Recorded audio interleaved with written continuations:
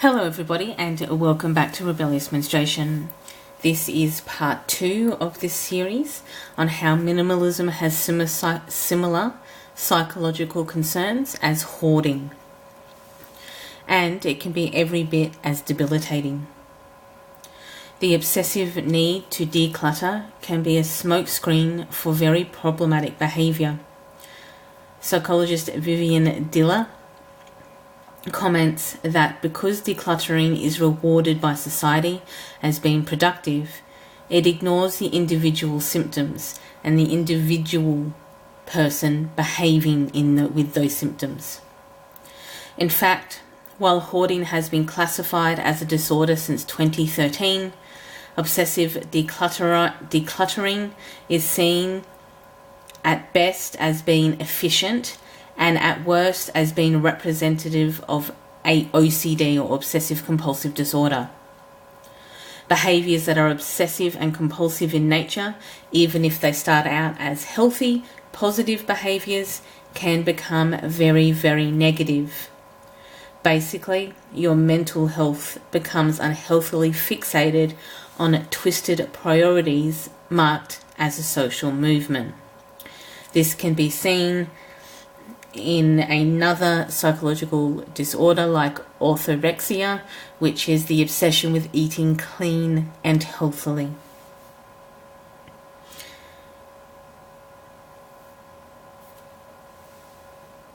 So, as previously stated, this type of obsessive decluttering is often reinforced by society, and as hoarding has a diagnosis and obsessive decluttering doesn't, the ramifications are often not adequately addressed, often then creating a feedback loop of positive reinforcement. Clutter can of course cause anxiety, stress, panic, and an inability to be able to rest until a situation or your situation is cleansed of this clutter essentially. So the cleansing of the clutter can be temporarily giving triggered emotional responses of safety and soothing, relaxing feelings. This can also trigger feelings of control of both your situation and your clutter.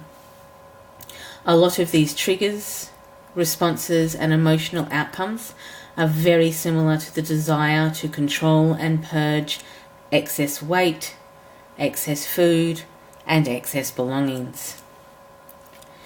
Minimalism in and of itself is a fantastic movement against the capitalist excess of consumption and can provide multiple personal, social, and global positive benefits.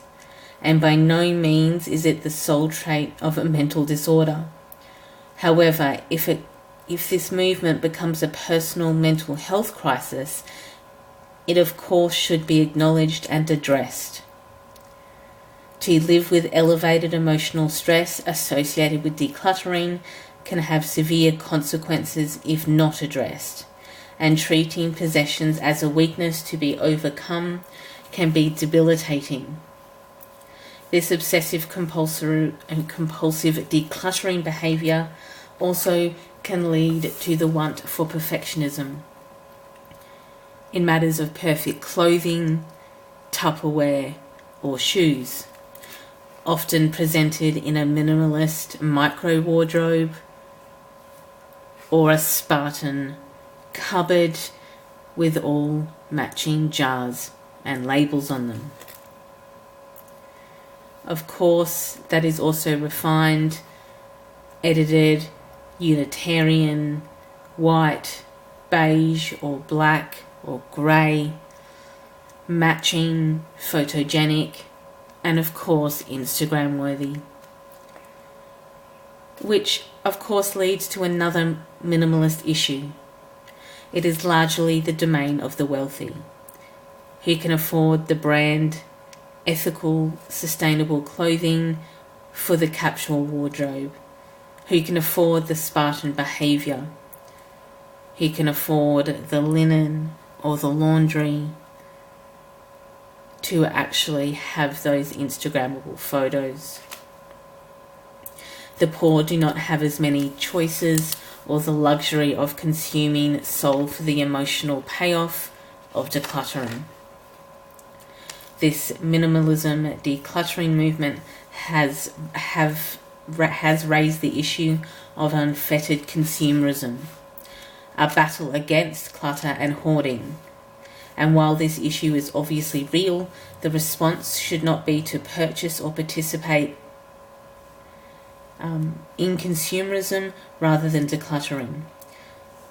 Repurchasing, so the focus tends to be on decluttering and then repurchasing the appropriate items that you should have in your life, rather than using the items that you have in your life and replacing and repurchasing the items that you use in your life.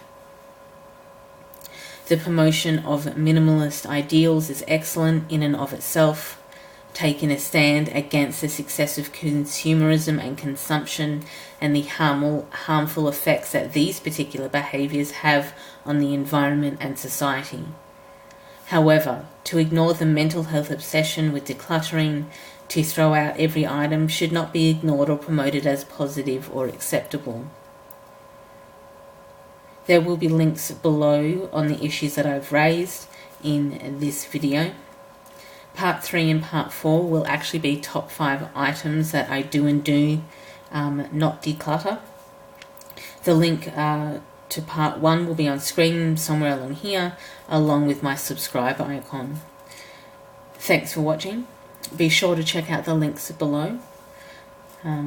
Enjoy your morning, afternoon or evening, depending of course where you are in the day, and I will see you all in the next video. Bye everyone.